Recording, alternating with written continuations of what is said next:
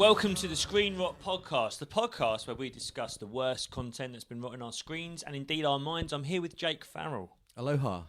That's quite a professional one, wasn't it? That was quite a professional one. That's slick, wasn't it? Yeah. First time, every time. How are you? Yeah, I'm good, mate. I'm good. I had the misfortune of watching some of the rugby last night. Tough to do that. Tough to understand what's going on there culturally in the country. But people seem to like it. It's kind of on in the background. I was just like, what is going on here? Why is this a thing? Nice for fat men to have a sport, isn't it? Yeah, true, yeah. Big lads. Big lads doing big stuff. The pub was full of them, man. It was horrible last night. Yeah. It was really... Sir, his hands are in the ruck. Sir, please. Respect the ref, boys. Respect the ref. Have a word with your captain, please, Ted. Yeah, I'm glad that's over, man. It's like Six Nations. That's always in the spring, isn't it? Yeah, it's like February, March time. Yeah, and it's a really grim time of year when the Six Nations is on. You know, all these boot-cut jeans and brown shoes out in the town. Just the Green King pubs are swamped by these fat blokes in you know, with their shirts undone. Yeah, it's such a bad vibe. I absolutely despise as well the like kind of differentiated response to like rugby fans versus football fans, where it's like rugby fans are just normal chaps doing normal stuff. It's like I actually did a gig in Twickenham once when there was a game on that weekend. I saw like a 45-year-old bloke getting sick into his own jacket pocket. Barber jacket. I knew it was. Just gave it one of them. It's a little down there. No one's looking. It's always the same chat as well. It's like, I bet you like football, don't you? And you're like, yeah. And you're like, yeah, those football guys, you know, they get kicked, they roll around on the floor, pretend they're hurt. Real rugby guys, they're real men, man. It's like, they've all got brain damage, so they can't really tell that they're hurt. So it's difficult. By the way, nice to have a bit of sports chat at the top. Yeah. Because I've been listening back to the episodes as they come out, of course, and the intro. We obviously don't plan these intros. No. It is genuinely we just go, "What's been happening?" Yeah, sweet. And the first sort of 4 or 5 episodes. What's quite funny, so we record these, and there's sometimes like a few weeks gap between us recording them and going out. And it's me and you are like little old women. Every episode starts. It's literally that. It's like the chat, you know. It's like what women would have their hairdresser. It's like what Pam says to her hairdresser when she gets her perm. Oh, it's hot. Is it too hot? Oh, it's hot. I was listening to one that came out. I was listening to the Eating with Todd one, which came out a week ago, which was like sort of first, second week of October. We recorded it in September when it was like 28 degrees. I'm driving around with my coat on. I'm listening to us go, sometimes it's too hot, but I went to Sharm el Sheikh once and that was really hot. It's like we just talk about the bloody weather. We're expecting people. We got a sponsor. Yeah. Someone is sponsoring us to talk about the weather. Dent's hair treatment. Get it now. Dent's hair treatment. Quick shout out to the sponsor. We love these guys. They've sent us the full kit in here. Minoxidil and finasteride, the only chemicals known to improve your hairline. Bosh. Nice little styling paste. We've got the gummies with Sao Palmetto. If you're listening to this, what you can hear there is Jacob rattling around every piece of plastic he can find as close to the mic as he can find. I'm worse than my son. Also, advertising hair loss treatments the day after Bobby Charlton is dead. R.I.P. to the king, the real one. Yeah. Rest in power, king. Rest in peace to Bobby Charlton. If you want to restore your hairline, maintain the hair that you have, look up Dex. Dex fantastic. Dents. Fucking Dex. Dex is the soft. Oh, it's art, isn't it? It's art. Dents hair loss treatments. It is genuinely brilliant. Look it up. It's great. You get a discount code. It's in the bio of the podcast. This week, what we got. Following on from the rugby chat, we're doing a kind of real example of what might be termed nowadays as toxic masculinity, I think. Yeah. This is a guy that is like, and it's quite common on YouTube now, is kind of coming for the younger generation and trying to get them pumped up and get them excited. And just so happens that he's got a salesman course you can buy for about $900 at the same time. It's this kind. There's an era nowadays, isn't there, of like kind of. It's almost like toxic masculinity has been reclaimed by men. It's like actually we can be toxic to ourselves if we want to. That's good for our mental health, and it's kind of like it's very similar world to Andrew Tate. This kind of like you can either sit around being fat and depressed, or you can get up and do a push up, and then you're all right, probably.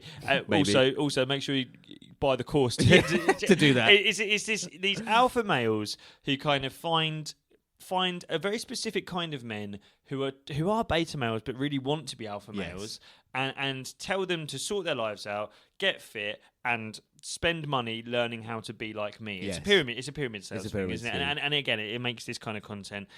Funny enough, this is one where you've brought the guy to me. Yes. So you'll be doing the get on this. Weirdly, the algorithm must think I'm a weird beta male that needs guidance and love. That's quite funny. Based I don't get this. I've never seen this one before. I just get pictures of women. Mine is all food content. I just get big roasts.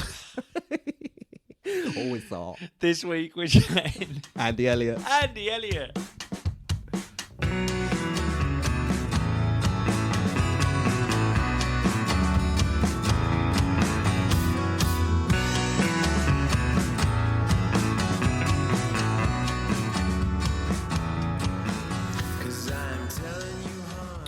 Oi. Well, actually, no, it's you. Do you want to do Oi Get on this? I would love to. That would be an Let me honour. pass you the reins to the horse. Thank you. This is Pegasus, my horse. Pegasus. Please ride her gently. Oi, get on this. I like bad, that. is Yeah, it? that's Yeah. really nice. Really nice. I think that Andy Elliot is the campest strongman character on the internet. That's my theory. on him. Strongman character. Like, he's this larger-than-life American. Just to give you a bit more context, he's this larger-than-life American. He's a car salesman. He's bald as a coot, most importantly. And he does these courses with these, like we said earlier, kind of beta male blokes that are trying to, like, get out of their mum and dad's basement and be like a big guy. But in the process of doing that, he does incredibly camp, almost homoerotic stuff all the time. And I've really noticed this. I think this kind of happened with Trump, first of all. Like, the more you try and be like a big guy that loves other big guys, you just sound like you love big guys. Do you know what I mean? Yeah. You remember when, like, I always think about when Trump used to, like, talk about the generals. Do you remember he used to talk about the generals? Yes. He'd be like, I've got some of the biggest generals you've ever seen. These guys, they're amazing. Beautiful generals, big generals, huge guys. They got big cocks. It's like one step away. It really is. I'd suck those guys' dicks. Yeah. I know what you mean. So there's a weird thing nowadays about masculinity has kind of taken a turn. Yes. Hasn't it? I think that's fair to say. It's kind of like being a guy. It's become a... I think we went through the kind of, right, toxic masculinity, it's bad, patriarchy, look at yourselves. Yeah. And some people have gone, fuck that. Hold my beer. And they're going, no, we need more masculinity. Yeah. But as you say, it's kind of so hyper masculine. And it's so loving being a man and being as much of a man as you can that it has kind of gone full circle. And it is, and you know, I feel more comfortable with it just being homoerotic than it being this. Do you know what I mean? Sure. Like, I think it's in a way. I think he's kind of nice that Andy Elliott's are like this, because like if he wasn't, the other version of it is even worse, because it's like he's kind of tinge this thing with mental health, right? Of like, you got to get up, you got to be the person that your wife wants you to be, and you got to go out and you got to kiss as many fucking dudes as you can. It's like one step away, and I don't mind that. I'm up for that. Let's all do that. That's better than just being a guy that sells cars. But it's just really funny to me. It makes me laugh that it's like they kind of present, and Andrew Tate kind of does this as well. A lot of these new kind of like hyper male alpha get hench, get money influencers, they kind of present that there's only two possibilities to being a man. You're either fat, depressed, useless, stuck in bed and unemployed. Well, never. But I think you're either that or you're like me. Hench, tonk, millionaire, shave my head, fight people, kickboxing, shag my missus, and it's like, but what about in the middle? Do you know? Like what I think they kind of miss is that like there is a happy majority who are a bit depressed, who are in bed a bit more than they want to be, but also go to the gym twice a week to the point that it's useless. You're so right, and this is so also. They tell on themselves so much. Like we spoke in the last episode about Lewis Saunderson being the most like dumped man ever. Like Andy Elliot is the most like second marriage divorced man of all time. And like I wanted to. It's very midlife crisis, isn't it? It's very... Yeah, and he's got these incredible thumbnails on all of his reels, right? Which is part of how he's got famous. So I'm going to share some of them with you because they're so close to like. on the one hand, you know, where it's like, oh yeah, like I'm actually really happy and I'm completely fine and everything's fine. I don't want to kill myself sometimes, but like, so like, let me read you some of these things. So these are like the little images he uses to advertise his YouTube videos, which have really made him who he is and really made him. So number one, I hated myself. Straight in. Just that. I hated myself. So there's no like, I hated myself, but now I'm okay. It's just I. Nope. So again, it's like, so the plan is he writes that, and someone at home will go, I hate myself. Yeah, I hate myself. Click. Yeah, and it's like, so he's kind of come up with the other.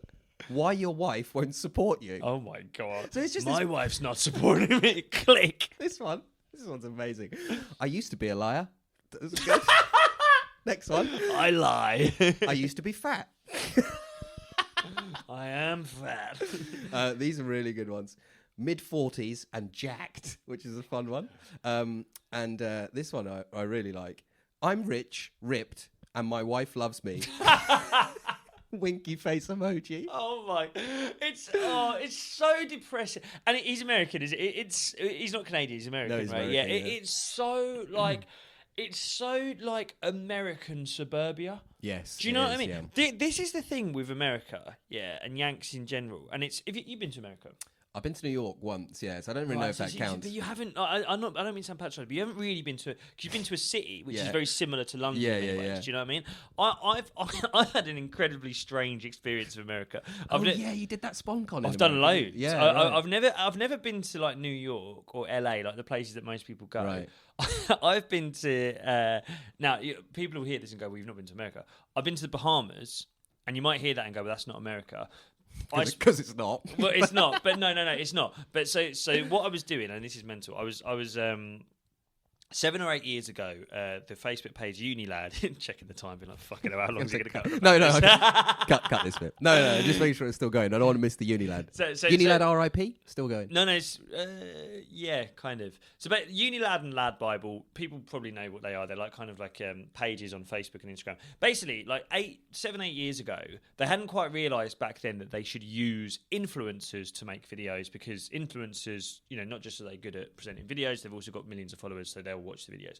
So back then, that wasn't a thing. Back then, they were just like, well, we just need someone funny to kind of present a video. So I used to do them sometimes. So I did stuff for PokerStars, and so it's like a poker company. So one of the videos I did, it was absolutely insane.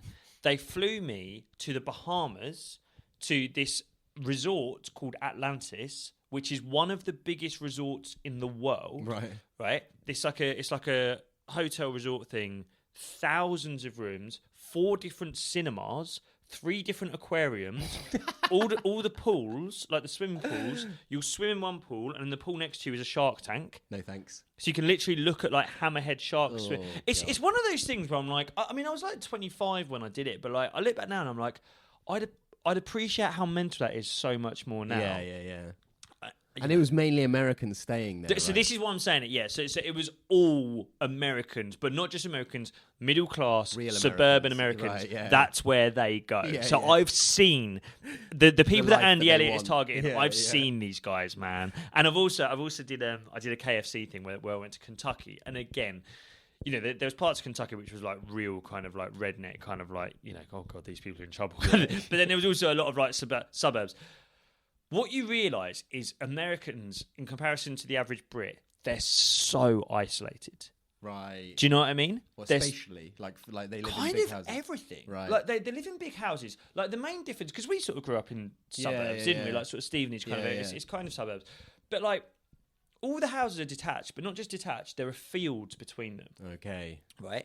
And that as a kind of spatial representative of their lives is that's how they are. Yeah. They're incredibly psychically detached. But by the time you're like us, by the time you're like early 30s, you are married, you have children, you have a career job, right? Like a career office job, and you don't have mates. But if you do have mates, they're like my football friends, but like you don't talk. Like a hobby, exactly. Hobby. It's always like an organised friendship. Right. You don't just have like mates, and so they're all really isolated. So when Andy Elliott's making these like does your wife not love you? Yeah, Like, there are vulnerable Americans, like millions of them across America, who this speaks to.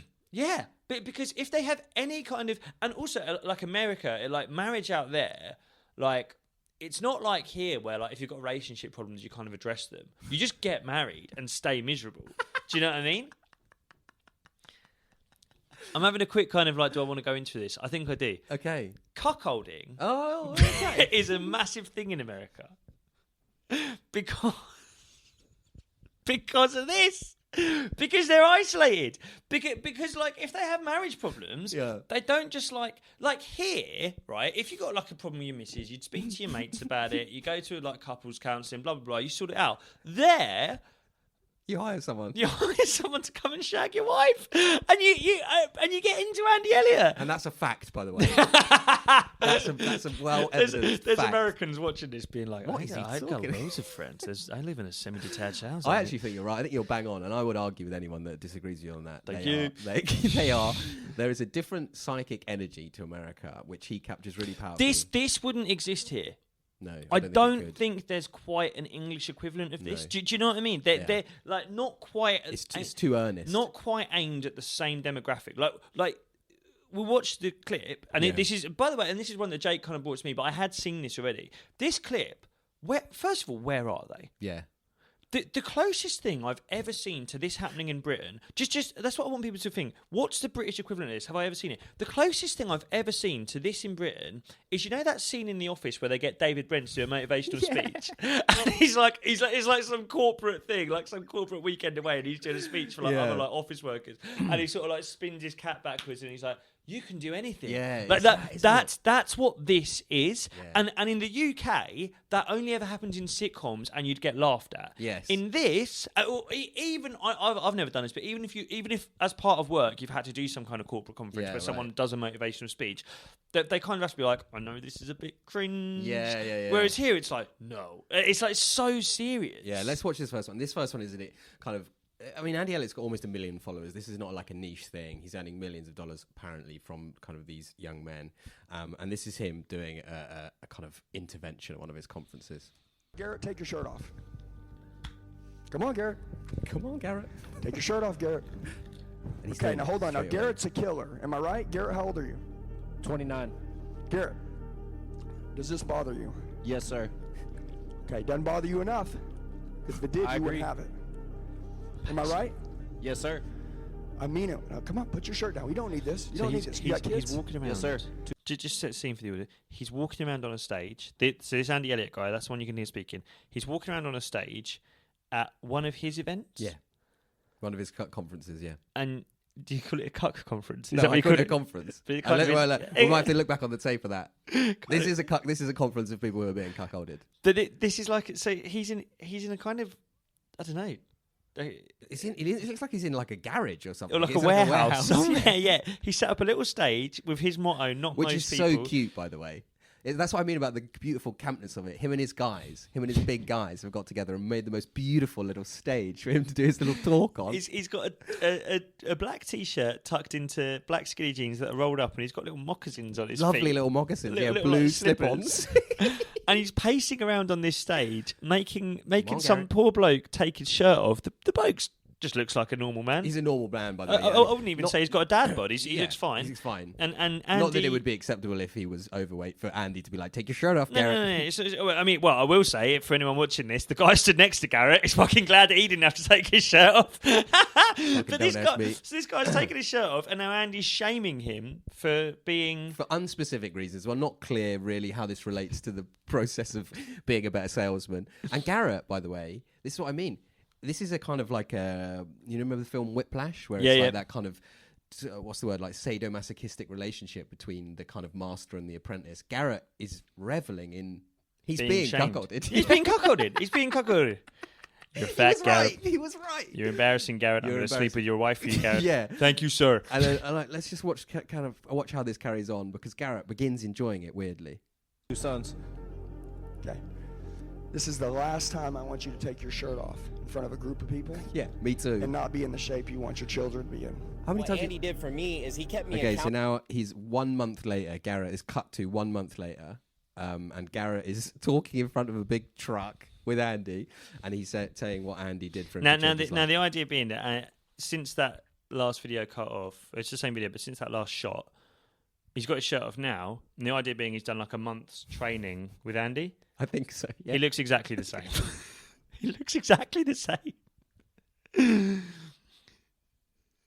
Should we watch it? And he told me that I wasn't being my best self. And there's people in this world that can look at that and they can say, wow, he shouldn't do that to him. This is crazy. He's being mean. He's being mean.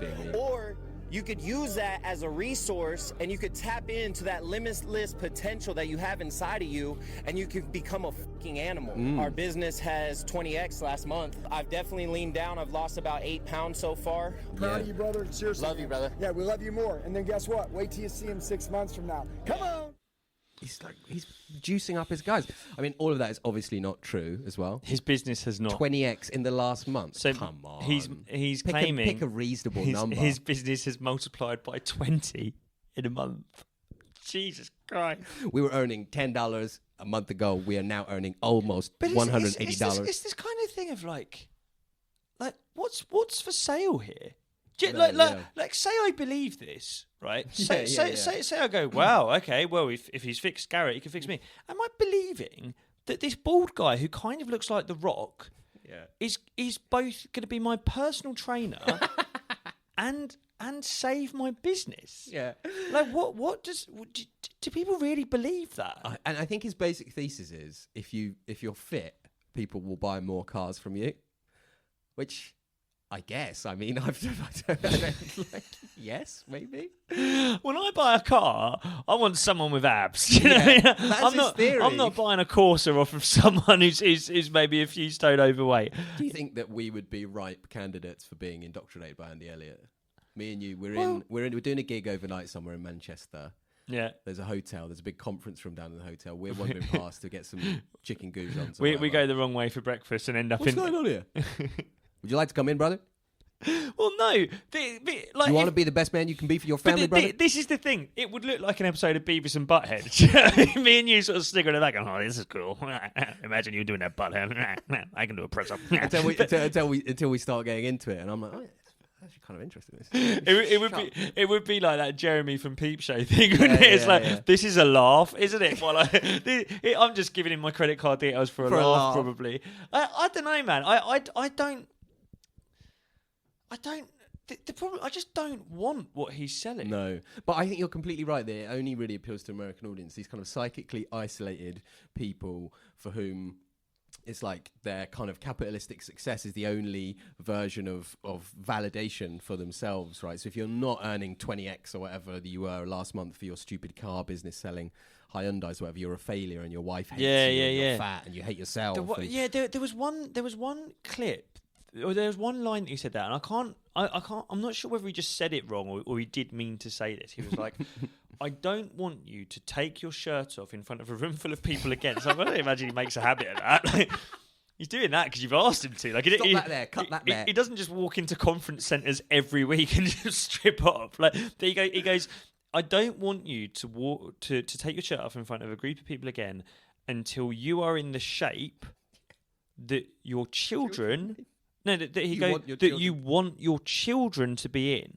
Now, it's a common thing that these guys kind of do, that they kind of use the children thing as a kind of like emotional motivation technique of being like...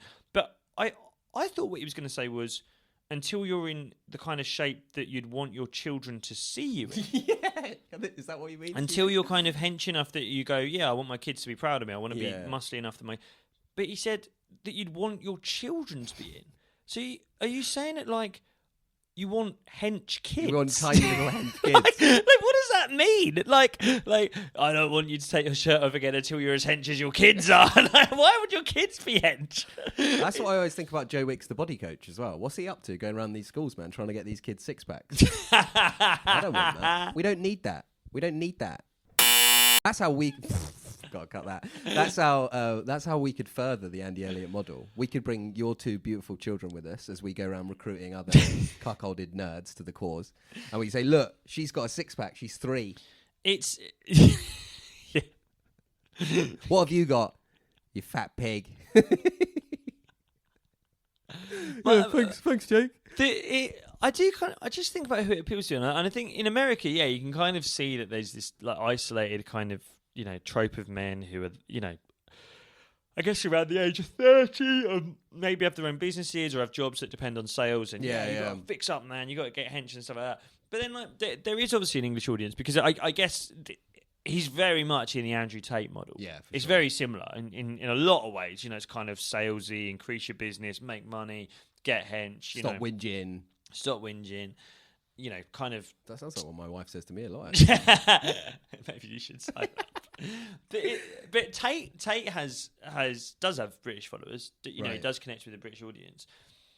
It tends to be kind of like young, kind of bedroom masturbation addicts. Right. Do you know what I mean? It's like incels. Yeah. It's kind of an incel mantra, isn't it? And we'll see. The next clip, right, is again this amazing thing that's meant to be kind of fearsome and scary and cool, but just comes across as amazingly like adorable, really. Just these blokes getting together, do an adorable thing, and just watch the kind of blokes that it pans around the room to. Watch the desperation in their eyes. So it's called the Sales Creed. Jesus. And they're basically shouting phrases. I believe I can close anybody, and then people have to shout it back. They've got these 3 men at the front, all of whom look exactly the same. So shouting, I have no limits. I dress, walk and talk. Like a warrior.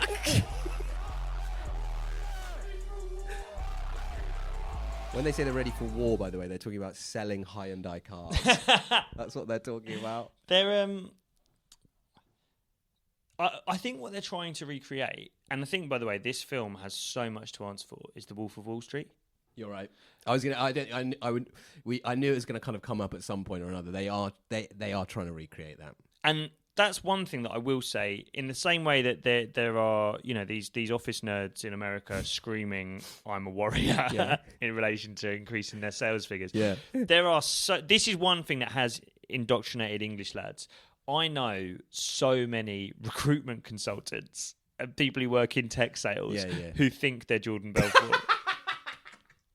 There are so many English lads who grew up in the home counties, who wear a neck suit, who wear a fake kettle, who work in some kind of digital sales or in recruitment, 100%. Who basically think that because every now and then they get a bonus that bumps their salary up to like $3,000 a month, they're like, yeah, mate, I'm Jordan Belfort. Yeah, sweet, nice haircut. Should we go for a little porn star martini at lunch? Don't mind if I do. Close another sale. Fucking Magaluf. I'm going to go to Mykonos next summer with the missus. Bosh. Yeah, like there is that has really hit people in our country. Oh, our version of The Wolf of Wall Street is Tom Skinner as well. So that's like our. But that's so much more lovable. Yeah. But I tell you, that's it, man. Yeah. That is it. And I tell you what, looking at this idiot, this Andy Elliot guy, it makes me so proud to be British because you're bang on. Tom Skinner's our Tom one. Skinner is the British Andy Elliot. And Have guess a good what? day, smash it. Exactly.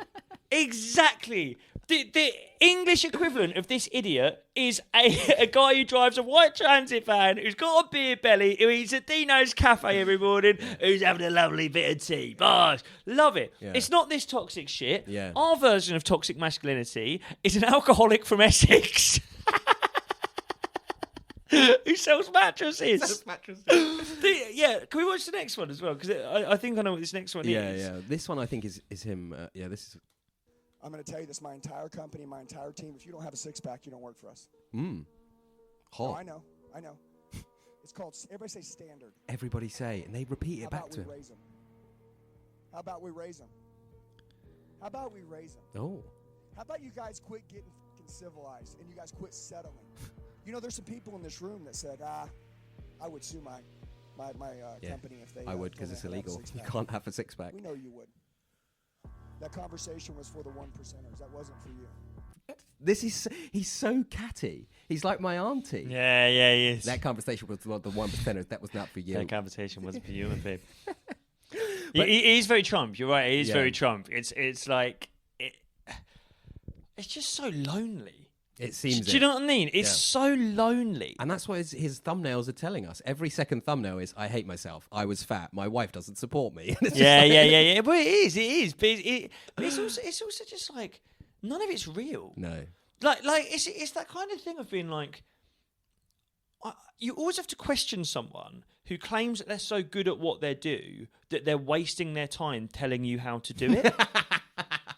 Just go and sell the Hyundai. Do you know what I mean? It's like if having a six-pack has made you such a good salesman that you're selling more than ever and you're so good at it, it's like, why are you wasting time in a conference centre trying to sell £20 tickets to teach people how to do it? It's like when you go to the gym, the really hench guys are never the ones who want to waste 10 minutes coming over telling you that you're doing your bench press wrong. Do you know what I mean? They got stuff to do. The guy who comes over going, oh yeah, is that how you do your bench press, is it? And you go, yeah. And they go, all right, don't care about your rotator cuffs then, do you? It's like, they're never hench.